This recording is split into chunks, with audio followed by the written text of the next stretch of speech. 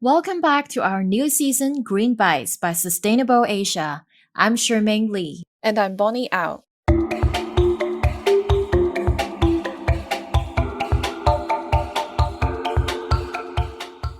Greenbites is a weekly show that delivers our handpicked news roundup on green stories in Asia that you should know about.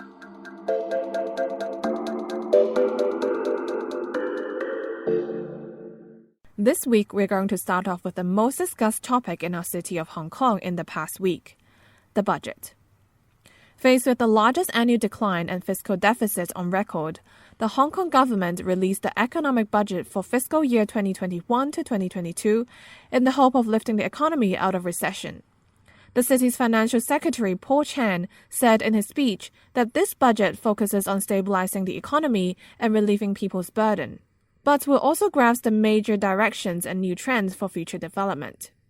In this plan, one of the most noticeable trends is that the Hong Kong government is gearing up to promote the green economy. Yes, the budget plan says that the government will raise up to 175.5 billion Hong Kong dollar, which is 22.63 billion US dollar, by issuing green bonds in the next 5 years to fund environmentally friendly projects. So, green bonds are fixed income products designed to provide financial support to projects that are environmentally friendly. In January, it successfully raised 2.5 billion US dollar by issuing the first 30-year green bonds by an Asian government ever, and the market showed a strong interest. The South China Morning Post reported that investors made more than 15 billion US dollar, which is 116.3 billion Hong Kong dollar, of pledges within hours of the book's opening. Chan said that the city's latest green bond issuance seeks to help the growth of the city's green financing market. HSBC is also developing its own green financial products. As a global coordinator on green bonds, it has begun offering the first yuan-dominated green certificate of deposit to retail customers in Hong Kong, starting from late February. Now, certificate of deposit is a savings account that holds a fixed amount of money for a fixed period of time, such as 6 months, 1 year, or 5 years, and in exchange, the issuing bank pays interest. Retail customers of this green financial product will be able to subscribe in 10,000 yuan increments, which is about 1,550 US dollars, with a 3-month certificate of deposit, paying at a fixed rate of about 2% per annum.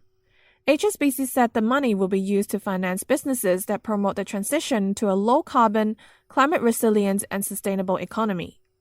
This new green financial product comes as financial groups face more and more pressure to address climate change in their lending and investment practices.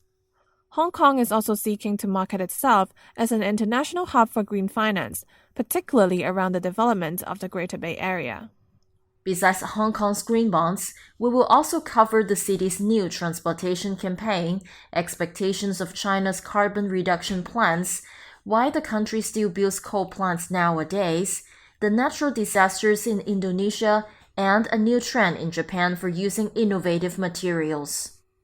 In our previous episode, we mentioned that the Hong Kong government has all along been promoting the replacement of conventional fuel-propelled private cars with electric vehicles.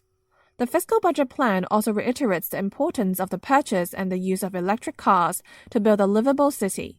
The Transport Department has updated the current 1-for-1 replacement scheme. A higher first registration tax allowance will be provided for owners who buy a new electric private car and scrap the old eligible ones, subject to a cap of 287,500 Hong Kong dollars. And to support the use of electric cars, the Environment Bureau will be expected to announce Hong Kong's first roadmap to popularize electric vehicles next month, and to launch long-term plans on the use of electric vehicles and related facilities.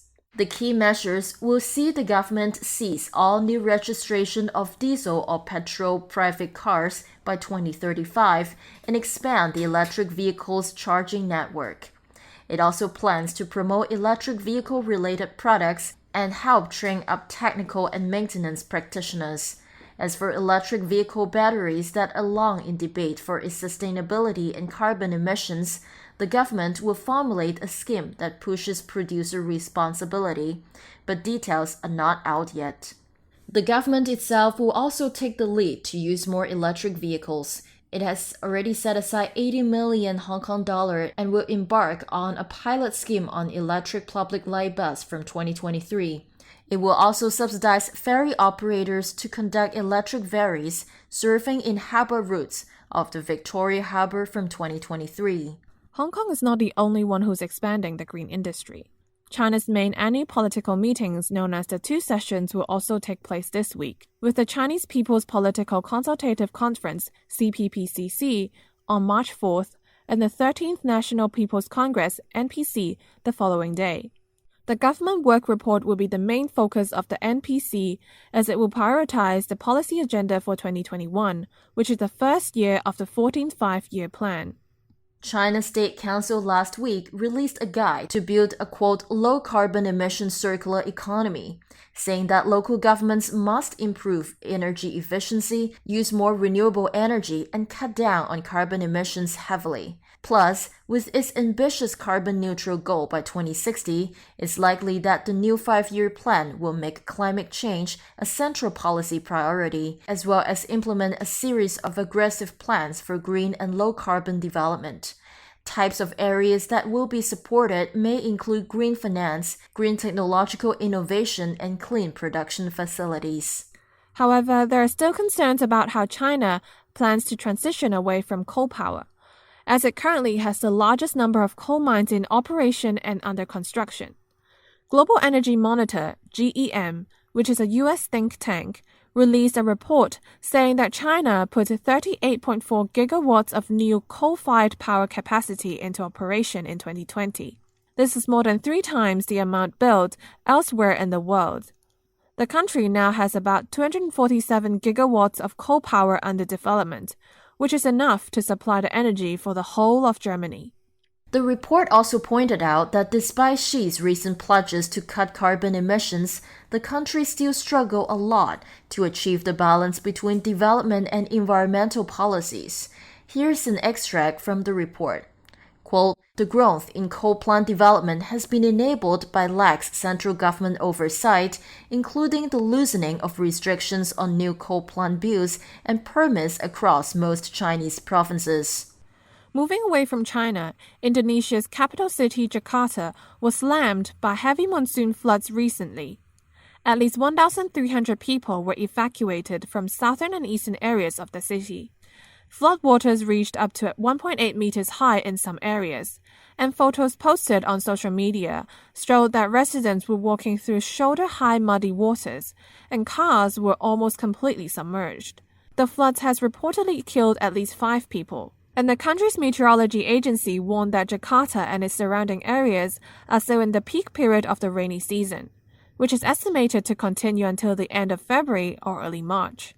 Things were not so fortunate for other parts of the country as well. Despite the wet season, Indonesian President Joko Widodo last week said that as hotspots had been detected on the island of Sumatra, local governments should get prepared for potential forest fires. Indonesia has suffered some of the biggest tropical forest fires outside the Amazon and Congo in recent years. In 2015, more than 28 million people in Indonesia alone were affected by a severe haze caused by the forest fire, and more than 140,000 reported respiratory illnesses. The haze caused by the Indonesian forest fires has also been shown to increase haze-related illnesses such as upper respiratory illnesses and acute conjunctivitis.